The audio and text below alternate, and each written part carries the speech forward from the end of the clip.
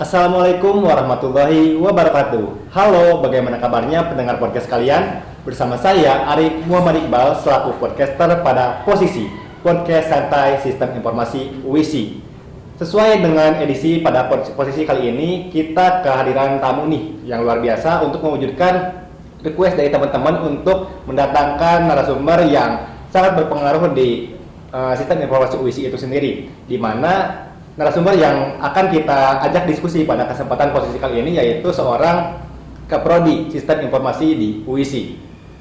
Oleh karena itu, di samping saya sudah hadir nih narasumber yang luar biasa, seorang Kaprodi Sistem Informasi UISI, Pak Yugantara Setia Darmawan, Eskom Embus Proses MGT MCI. Halo, bagaimana kabarnya Pak Yoga? Alhamdulillah baik, sehat Mas. Alhamdulillah sehat. Ya, sehat semuanya. Semoga teman-teman semua di sini Sorian semua juga sehat semuanya ya. Amin. Baik, sebelum kita diskusi lebih dalam mengenai diskusi bincang santai bersama Kaprodi Sistem Informasi UISI, barangkali Pak Yoga berkenan nih untuk memperkenalkan diri, kemudian menyapa para hadirin sekalian. Oke baik, terima kasih teman-teman. Selamat sore, assalamualaikum warahmatullahi wabarakatuh. Nama saya Yoga. Ini saat ini memang kebetulan dikasih amanah menjadi Kaprodi Sistem Informasi UISI. Saya dosen, ya kan? Salah satu dosen dari Sistem Informasi UISI. Panggilan saya Pak Yoga, dulu alumni dari ITS Surabaya, juga kemudian saya S2 di Queensland, Australia, lalu melanjutkan di Sistem Informasi UISI. Itu dulu mungkin ya Mas Arif ya? Iya, siap Pak. Baik, langsung saja masuk ke topik pembahasan nih Pak. Sebagai seorang Kaprodi Sistem Informasi UISI, tentu sedikit banyak mengetahui perbedaan antara sistem informasi dengan teknik informatika, di mana sedikit banyak mungkin dari rekan-rekan kita ataupun calon mahasiswa baru ataupun adik-adik SMA masih bingung nih antara teknik informatika dengan sistem informasi UISI itu sendiri. Barangkali Pak Yoga berkenan untuk memberikan sedikit banyak perbedaan mendasar antara teknik informatika dengan sistem informasi. Oke, terima kasih Mas Arif. Ini pertanyaan yang sejuta umat ya. Iya, pertanyaan klise juga. Apa sih bedanya informatika dengan sistem informasi, kemudian teknik komputer, gitu kan. Ada lagi itu teknologi informasi sekarang baru Mas. Dan semuanya kalau teman-teman cek ya, itu gelarnya sama, Eskom semua teman-teman. Sarjana komputer ya, bukan sarjana komedi, komputer komnya itu teman-teman. Nah, tapi secara umum ya, kalau kita bicara kerucutkan kedua antara informatika atau sistem informasi, itu adalah nanti mungkin kita bisa kan ya dikasih gambaran sekilas apa sih bedanya dari masing-masing. Tapi overall adalah sistem informasi ini itu fokus kepada integrasi antara teknologi informasi, manajemen dan bisnis, Mas. Tiga itu. Jadi bisa dibilang kita ini adalah turunan dari teknik informatika. Seperti itu. Kalau dulu sejarahnya di ITS itu kan prodi sistem informasi pertama ya di Indonesia, itu memang ada di ITS. Itu dulu pecahan dari teknik informatika. Dulu merupakan salah satu konsentrasi atau bidang minat di teknik informatika. Kemudian karena memang dirasa cukup luas cakupannya, karena sudah juga mengintegrasikan bisnis dan juga IT, itu sehingga kita perlu memecahkan diri jadi prodi yang sendiri. Nah, karena kita bicara nggak hanya IT secara teknikal ya, tapi kita juga mengkombinasikan ada keilmuan manajemen dan bisnisnya, sehingga bisa dibilang sistem informasi itu adalah kita belajar teknologi informasi as teknologi atau tools. Kita juga bicara organisasi, bagaimana caranya ini bisa benar-benar memanfaatkan IT di sana. Terakhir kita juga bicara terkait dengan people juga. Nah, berarti kalau bisa kita simpulkan, kalau kita bicara sistem informasi ya, itu kita bicara tentang how to manage IT, how to manage people, and how to manage organization. Tiga itu. Berarti singkatnya perbedaan mendasar antara teknik informatika dengan sistem informasi itu antara kebutuhan IT-nya dapat, manajemen bisnisnya dapat, seperti itu ya Pak? Betul. Lantas dari sistem informasi khususnya di UISI, output dari lulusan itu sendiri difokuskan kemana sih Pak? Gitu, Pak? Nah, kalau kita bicara output ya di Sisfor UISI sendiri, kita memang itu ya spesifik karena memang UISI ini kan di bawah naungannya PT Semen Indonesia Persero, sekarang namanya SIG. Kita salah satu juga perguruan tinggi BUMN di Indonesia. Kita fokus kepada tiga hal.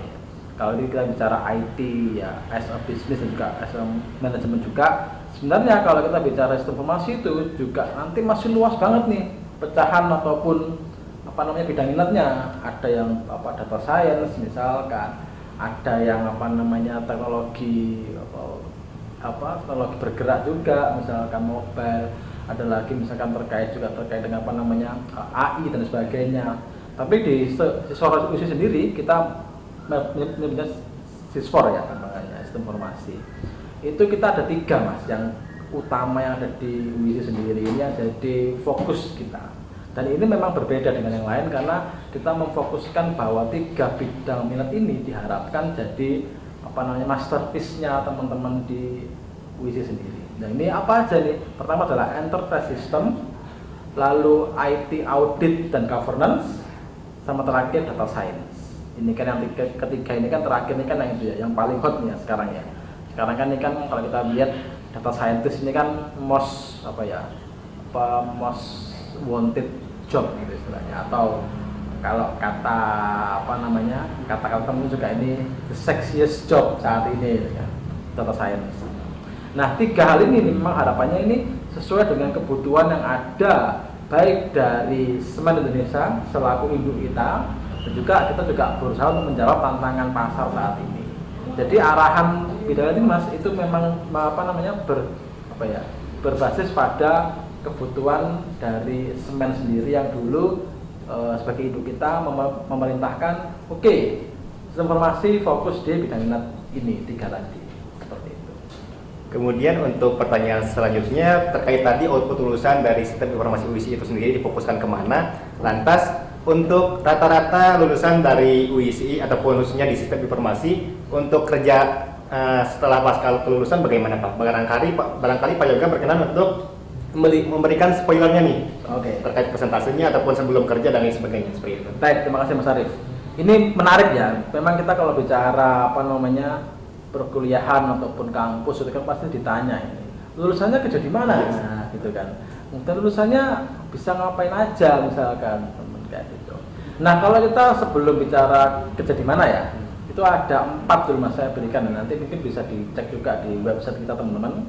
Itu ada 4 profil lulusan kita. Yang ini pertama adalah IT consultant, kemudian adalah IT dan business analyst, lalu kemudian data scientist, ya. Kemudian yang terakhir ini adalah sebagai IT integrator juga, seperti itu. Jadi ada 3 tadi, IT integrator dan IT auditor. Jadi ada 4 ini. Ini 4 itu sudah mencakup untuk memenuhi 3 bidang minat tadi. Nah, alhamdulillahnya ya, kita bersyukur banget dengan support yang luar biasa juga dari lingkungan maupun juga dari Semen itu sebagai itu juga. Kita alhamdulillah Mas ini ya berdasarkan exit survey dan tracer study tahun 2020 tahun lalu teman-teman, itu kita alhamdulillah 51% lulusan kita itu sudah bekerja sebelum diwisuda. Nah rata-rata terakhir itu memang banyak juga beberapa di BUMN, ada juga yang di swasta juga, dan ada juga yang mereka sebagai wirausahawan juga. Terbaru ada nih lulusan kita yang terdekat dulu ya, terdekat di Gresik nih, karena kita kan di Gresik nih ya teman-teman tahu Petro pasti ya. Nah, tahu PT Sisi, anak perusahaannya Semen yang fokus di IT. Ada yang lagi PT Wilmar yang besar saya di sana, kayak gitu. Ada lagi misalkan di PT Pelindo di Surabaya, bisa juga di sana. Nah, keempat perusahaan besar tadi yang sangat dekat dengan Gresik tadi, itu alhamdulillah alumni kita ada di sana semua. Nah, jadi itu ya, ini juga luar biasa. Terima kasih juga support dari dosen semuanya dan juga support dari lingkungan kita gitu ya, yang benar-benar bisa untuk membantu teman-teman alumni ini bisa sukses.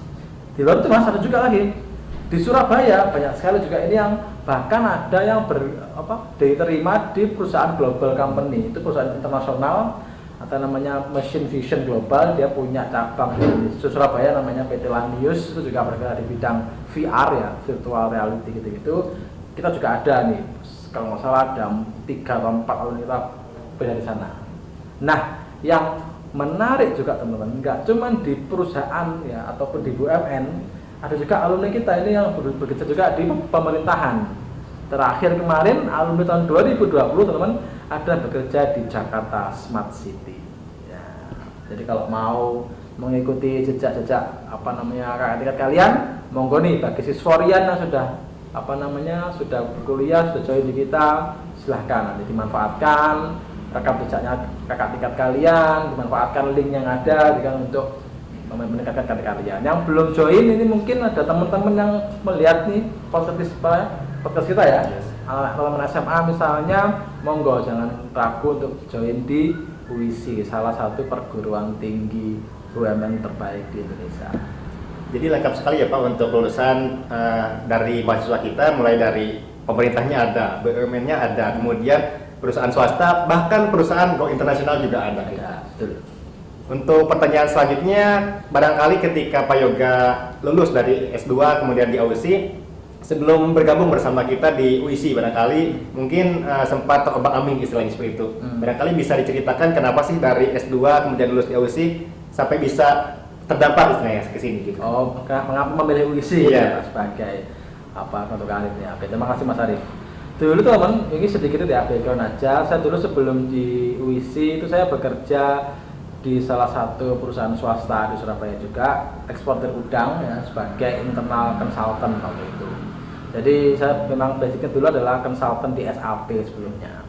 Nah, kemudian waktu itu sudah jalan project hampir setahun setengah full. Ada kesempatan nih LPDP waktu itu pertama kali muncul LPDP tahun 2015. Saya coba aja, alhamdulillah keterima sehingga saya lanjutkan di AUSI, di QUT namanya kampusnya, Queensland University of Technology. Nah, setelah lulus nih saya juga sebenarnya dulu nggak kepikiran nih mau jadi dosen gitu kan. Nah, saya dulu mikir mau balik jadi konsultan lagi gitu kan, atau merambah di dunia akademis nih. Karena jujur aja saya nggak ada bayangan dulu sama jadi dosen gitu kan. Nah, tapi kebetulan karena memang istri saya orang tuanya adalah dosen gitu kan, di sipil di ITS. Jadi waktu itu saya akhirnya mikir-mikir nih, diskusi dengan istri. Gimana nih? Kan kalau teman-teman mungkin atau orang awam tahunya ya, kan mau ke konsultan mungkin gajinya besar tapi mungkin waktunya agak kurang karena kan sering keluar kota, atau dosen ya mungkin dari sisi gaji kalah dengan konsultan tapi dari sisi waktu bisa lebih fleksibel seperti itu, sehingga saya memutuskan untuk jadi dosen waktu itu. Atau mungkin memilih ya untuk jadi dosen yang bisa mengatur waktunya lebih fleksibel, namun dari sisi gaji mungkin lebih kecil daripada konsultan seperti itu. Sehingga waktu itu saya memutuskan untuk dengan istri diskusi, akhirnya oke lah, gak apa-apa kita join ataupun berkarir di bidang akademis jadi dosen. Dan pas banget Mas, kebetulan waktu itu saya belum pulang nih, habis submit tesis terakhir tuh kan, belum pulang ke Indonesia. Senior saya, Bu Gandis yang sekarang lagi di Taiwan teman-teman, itu ngepost waktu itu ada info lowongan di UISI. Saya coba aja iseng nanya, Mbak gitu ya, Mbak ada nggak nih, bisa nggak saya apply? Tapi saya belum pulang, belum selesai. Gak apa Mas Bro, coba aja apply. Ya udah saya apply, dan waktu itu kebetulan diundang untuk wawancara, tapi saya masih di Australia waktu itu, sehingga saya nego dengan HRD-nya UISI untuk ditunda sampai saya pulang. Alhamdulillah mereka membolehkan. Ya udah, karena proses seleksi dan sebagainya ya memang mungkin sudah jodohnya dengan UISI. Akhirnya ya udah, UISI cocok dengan saya, dari segi ilmuwan juga pas, dengan background saya juga di dunia ERP ya, dunia ERP ataupun SAP tadi cocok. Ya udah, akhirnya saya hingga saat ini sudah ya bisa dibilang hampir 5 tahun ini sudah di UISI seperti itu. Wah, luar biasa pengalaman dari lulus S2 langsung diangkut istilahnya gitu kan, langsung diajak bergabung bersama kita di Sistem Informasi UISI. Oke, untuk pertanyaan selanjutnya nih Pak, gimana sebagai seorang Kaprodi Sistem Informasi UISI, kenapa sih calon mahasiswa baru harus banget nih Pak untuk bergabung bersama kita di Sistem Informasi UISI? Oke, terima kasih Mas Arif. Jadi tadi ya, selain yang tadi saya jelaskan bahwa UISI ini juga utama prodi kita ya, itu kan di bawah naungannya BUMN besar, perusahaan besar, BUMN kita nasional, PT Semen Desa, sama seperti kampus-kampus yang lain di bawah naungan Aperti BUMN. Jadi kita ini Mas punya asosiasi namanya Asosiasi Perguruan Tinggi Berbasis BUMN. Ada kita UISI, ada Telkom University dari Telkom, ada Pertamina University dari Pertamina, ada ITT-PLN, ada juga Stimlog-nya PT Pos Indonesia. Terus semua ini nanti teman-teman yang join di kami di UISI itu akan juga mendapatkan exposure bagaimana pengalaman juga nuansa ya belajar di area industri dan di area bisnis di bawah namanya PT Semen Indonesia. Itu yang pertama. Yang kedua teman-teman, UISI ini alhamdulillah dapat penghargaan dari Dikti nih ya. Kampus heritage pertama di dunia ya yang merubah eks pabrik semen terbesar se ASEAN di Gresik itu kita ubah jadi kampus. Nah, nanti teman-teman kalau main ke sana, monggo kalau mau ya bisa aja main-main ke UISI, teman bisa nanti melihat kampus B kita. Itu bisa dibilang eksotis gitu ya. Teman akan bisa foto di sana, foto di silonya semen yang besar itu yang dulu itu merupakan rajanya semen ASEAN. Kayak gitu. Itu yang kedua. Ya, kemudian ini juga kita teman-teman, terutama di prodi kita ya, di sistem informasi itu teman-teman lulus akan kita bekali dengan sertifikasi internasional dan pelatihan internasional. Kita alhamdulillah dipercaya oleh Kominfo RI, Kementerian Kominfo RI untuk menyelenggarakan pelatihan namanya Digital Talent Scholarship. Kita fokus di pelatihan namanya Fresh Graduate Academy. Itu kita akan memberikan pelatihan gratis teman-teman hingga sampai ke sertifikasi internasional juga gratis. Ada dari Cisco, ada dari Microsoft, ada dari AWS, ada dari apa lagi kemarin ya, dan banyak lah. Itu ada IBM juga. Itu kita sudah kerjasama dengan Global tadi untuk pelatihan yang disponsori oleh Kementerian Kominfo RI. Yang ketiga, nah yang keempat tadi ya, karena kita berbasis BUMN, itu support untuk magang, support untuk kalian mungkin penelitian dan sebagainya itu terbuka lebar untuk magang di BUMN. Enggak cuma di semen, tapi juga di BUMN seluruh Indonesia. Karena UISI juga sudah tergabung dalam namanya saya lupa ya, kalau nggak salah FHCI, Forum Human Capital Indonesia, untuk menyelenggarakan magang bersertifikat 6 bulan yang saat ini juga alhamdulillah disupport oleh Mas Nadiem ya, menteri kita untuk Merdeka Belajar. Jadi teman-teman, sebelum Merdeka Belajar itu ada, kita tahun 2018 akhir, 2019 awal itu sudah melaksanakan magang 6 bulan nih, dengan kerjasama dari BUMN ternama. Pelindo tadi misalkan, Petrokimia, semen sendiri, lalu PT BTN, Bank di Gresik, Bank Mandiri, ya, hampir semua lah, pokoknya PT Raja Wali misalkan. Itu hampir semua BUMN sudah kita jalan kerjasama. Itu alhamdulillah nanti kalau bisa di sana full magang ya, nggak perlu kuliah nantinya. Jadi fokus di sana magang full 6 bulan, digaji, kan? Kasih uang saku dan sebagainya. Pokoknya itu beberapa ya privilege untuk magang dari BUMN. Terakhir nih juga teman-teman, kita di sistem UISI tadi ya untuk menunjang keterampilan tadi selain sertifikasi internasional, pembelajaran kita itu ada yang berbasis case based learning namanya atau CBL. Ya, jadi CBL juga lagi simulation based learning.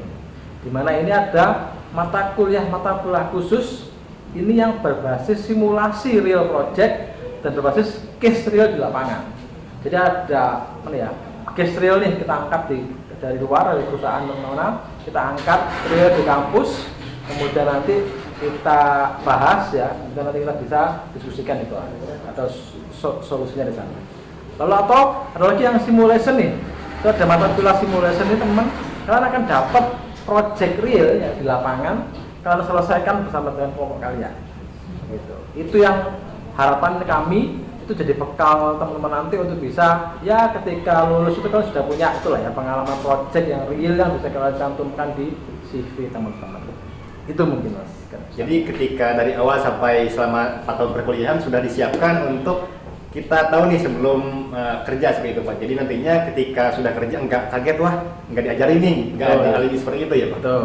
Kemudian untuk pertanyaan yang selanjutnya, berdasarkan pengalaman dari awal menjadi pengajar sampai sekarang di Sport 7, barangkali apa sih perbedaan yang signifikan antara perkuliahan offline dengan perkuliahan online mahasiswanya ataupun kebiasaan dan lain sebagainya. Kemudian berhubung sekarang kampus UISI sedang hybrid dan semester depan barangkali sedang disiapkan untuk offline, apa sih stimulus yang sudah disiapkan oleh sistem informasi UISI untuk menyiapkan kuliah offline itu sendiri?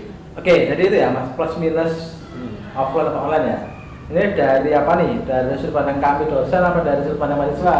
Barangkali dari sudut pandang dosen. Oke, gitu ya teman. Nah, ini mungkin juga untuk semua ya, teman-teman siswarian ya.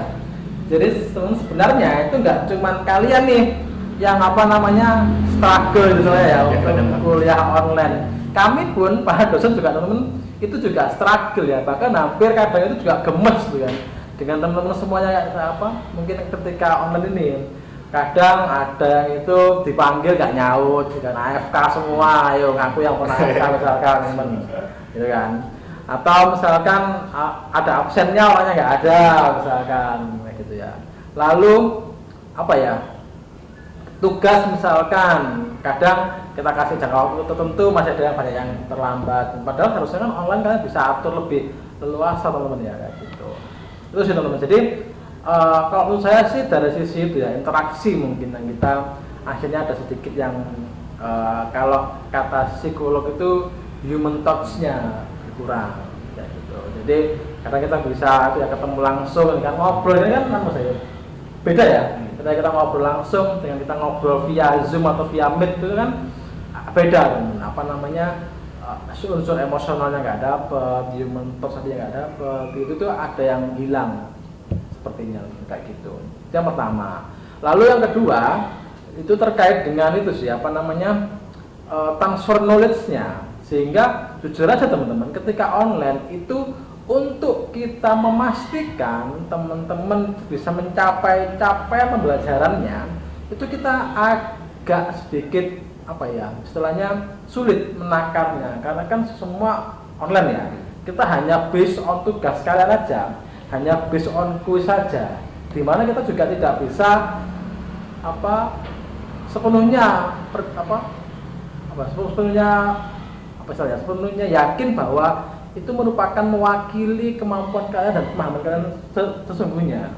Makanya kan juga beberapa kali saya adakan itu responsi yang oral test, sehingga untuk memastikan ini benar-benar paham enggak, di situ baru kelihatan. Oh ini kuisnya 100 tapi pas dari langsung kadang nggak tahu enggak gitu. Itu sih teman-teman struggle-nya di sana. Jadi ada bahkan beberapa mata kuliah yang harusnya praktikum ya misalkan ya. Ini agak susah nih praktikum yang harusnya biasanya offline itu bisa dibilang capaian pembelajarannya itu kita nggak sampai 100%. Bisa dibilang 80 atau mungkin 90% aja. Itu yang jadi apa ya? Jadinya kayak tantangan kita juga untuk pembelajaran yang online.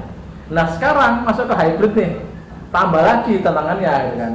Apa namanya kadang di dua apa ya istilahnya kalau bahasa sekarang mungkin multiverse gitu kan ya, ada yang online ya di kelas kan, ada yang di ruang masing-masing. Meskipun harusnya kita fokus di yang offline di kelas, tapi kita nggak menutup kemungkinan kita juga worry nih, ini yang di online gimana ya, mereka ini benar-benar dapat nggak ya, karena kan kita nggak sepenuhnya fokus ke mereka gitu kan. Kadang malah bisa dibilang kita ya hanya fokus di yang offline, yang online nggak kita reken sama sekali, nggak kita perhatikan sama sekali teman-teman. Nah itu yang jadi kekhawatiran seperti itu juga. Nah takutnya nih teman-teman juga ini mungkin merasa alah ini kan mungkin dosennya mungkin cuma ngasih materi aja, ada yang teman-teman itu pokoknya join atau ditinggal atau tidur misalkan. Nah ngaku teman-teman kayak gitu. Pas terakhir dosennya salam, oke teman-teman terima kasih, wassalamualaikum, baru kencang, waalaikumsalam, terima kasih pak, gitu, ayo, nah kalau saya gitu ya, itu pasti ada kan kayak gitu. Itu sih mungkin apa namanya, ya itulah ya, mungkin new normal kita kayak gitu ya pendidikan. Tapi semoga kalau saya sih pesan ke teman-teman semuanya, justru ini manfaatkan kalau masih ada waktu untuk online, kesempatan belajar di luar kampus. Nah, baik itu pelatihan online, webinar, atau bahkan ambil aja beberapa kesempatan sertifikasi misalkan yang gratis kayak dari Kominfo itu memang manfaatkan. Karena kalian masih bisa mengatur waktu yang lebih fleksibel di rumah masing-masing gitu kan, dengan belajar online tadi.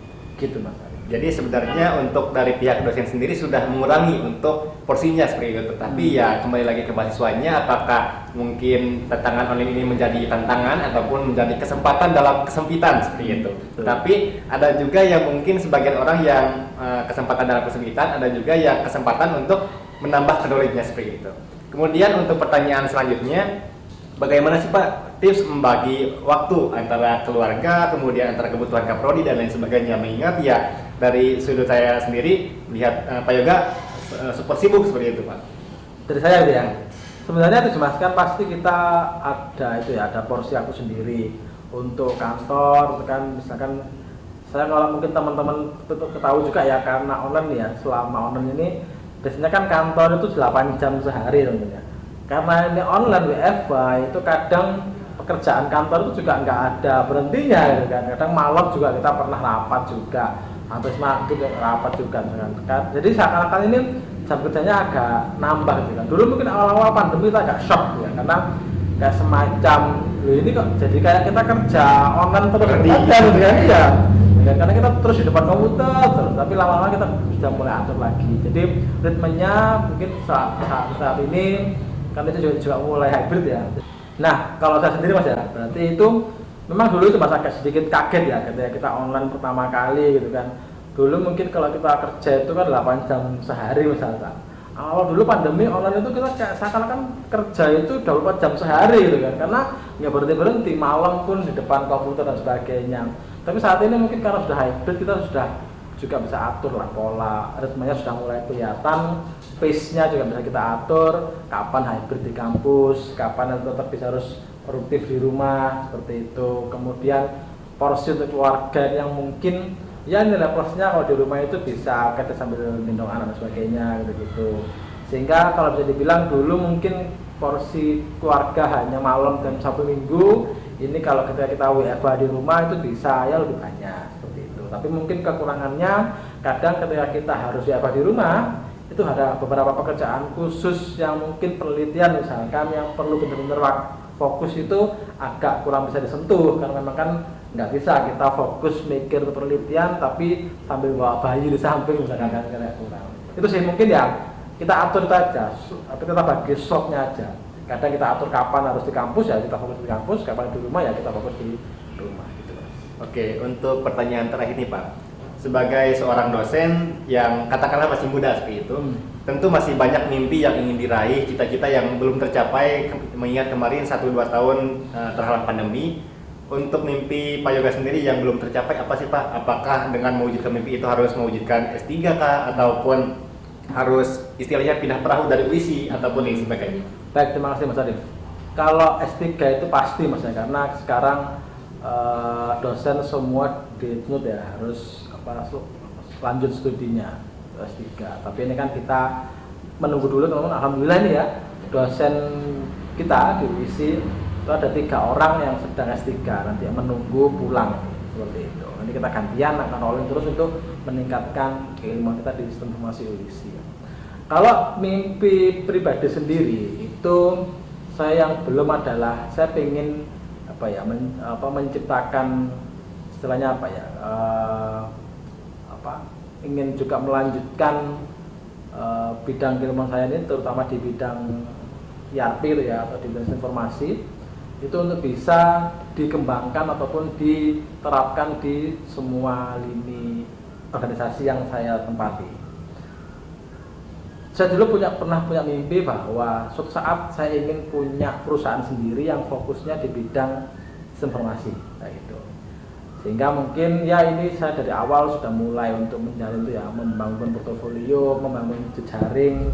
Kalau ke depan kesempatannya ada, kita bisa kontribusikan ini untuk lingkungan sekitar kita dulu lah, minimal daerah kita, ataupun nanti juga bisa berkembang di desa misalkan. Itu mimpi saya pribadi. Kalau mimpi terkait institusi, saya jujur aja punya ini nih, goal yang belum terlaksana nih, jangka pendek ya, di informasi UISI itu sendiri. Itu kita nantinya pengen ya semua lulusan UISI, informasi UISI itu harus tersertifikasi internasional. Alhamdulillah ini ada support dari Kementerian Kominfo. Itu nantinya kita bisa memilih dari banyak pilihan tadi, ada yang Microsoft, ada yang cloud computing dan sebagainya, itu untuk kalian ambil sebagai sertifikasi internasional.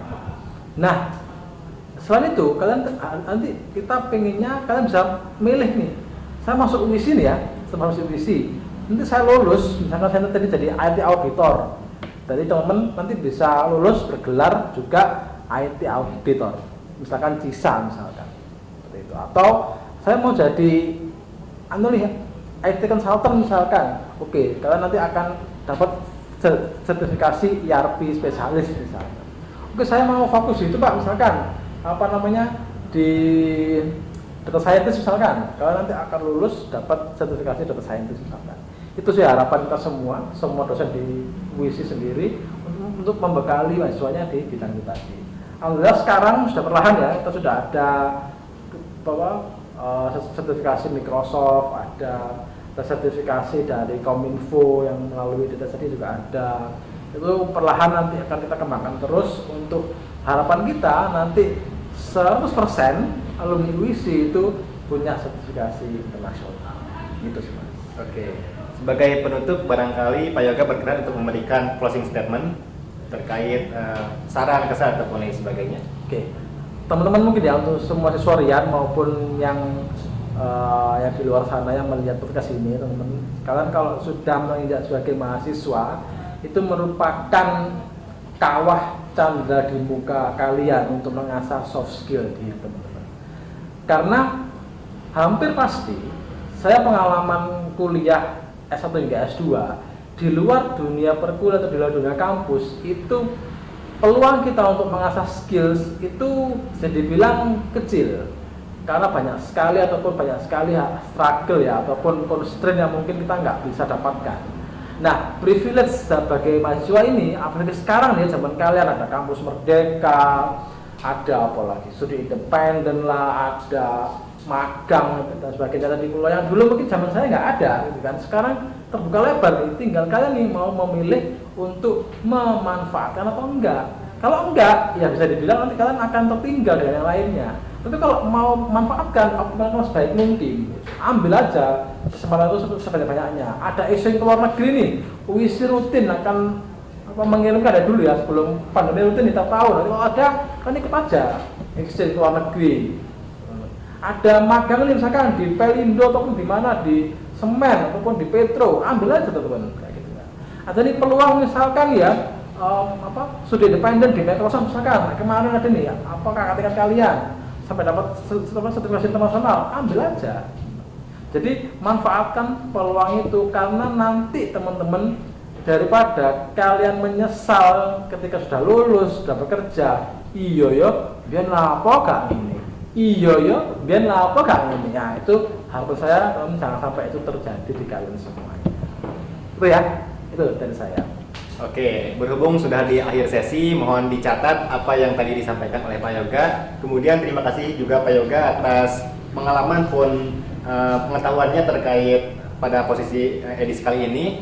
Kemudian terima kasih kepada kru yang bertugas. Saya Arif Muhammad Iqbal, terima kasih dan sampai berjumpa di posisi edisi selanjutnya. Wassalamualaikum warahmatullahi wabarakatuh. Waalaikumsalam. Terima kasih Mas.